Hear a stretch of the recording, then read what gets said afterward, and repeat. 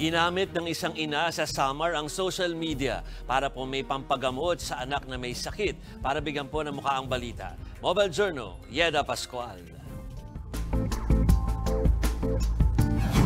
Kumapit sa social media ang isang ina sa Samar para mais sa publiko ang karamdaman ng kanyang anak.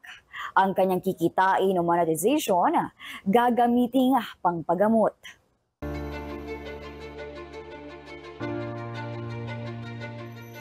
Ayaw ko pa mamatay.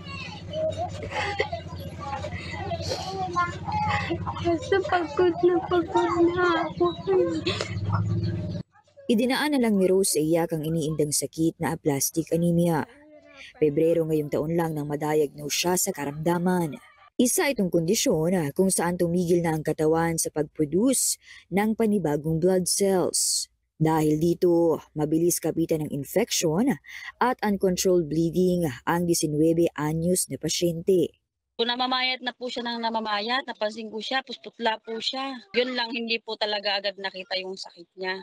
Nung sobrang payat na po niya na ang putla na niya, tapos nag-emergency po na salinan siya ng dugos. Inadmit po siya doon sa GBN. Dahil sa lumalalang sakit, nagkaroon na rin si Rose ng iba't ibang komplikasyon. May tubig na sa kanyang kidney, may bato na rin sa kanyang apdo, at tumigil na ang kanyang buwan ng dalaw. Hirap na po siya talaga kahit kumain. Wala na daw po siyang panglasa. Ayun po, pag pinapaliguan po namin siya, binubuhat po namin, ako po nagpapaligo sa kanya lagi. Tapos pag nagbibihis po, kailangan po 2 tao. Pahirapan po kasi yung paa niya, hindi na po niya maitaas.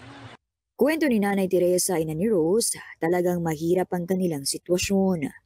Tanging ang stepfather lang kasi ni Rose ang naghahanap buhay para sa pamilya. Hindi yan sapat sa 6 na magkakapatid.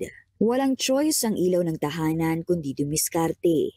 Ginawang content sa social media ang sakit ng anak para kumita.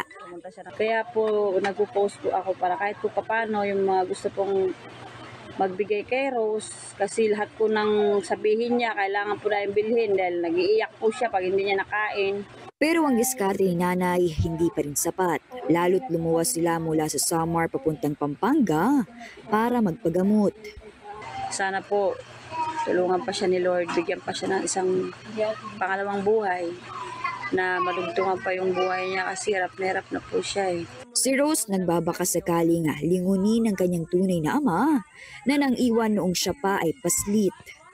Nananawagan po ako sa tatay kong si Nonoy Murillo Rodolfo na sana po tulungan niya po ako ngayon kasi nagpapadala na po ako sa ospital. Kasi kawawa naman po yung mama ko, palagi na lang po siya yung nagbabantay sa akin. Please po, na sana kantayan mo naman po ako kahit ngayon lang. Sana bumawi ka man lang sa akin. Ngayon lang din kita makakasama, di ba? Magiging mabait ako sa iyo. Yan lang. Maraming salamat.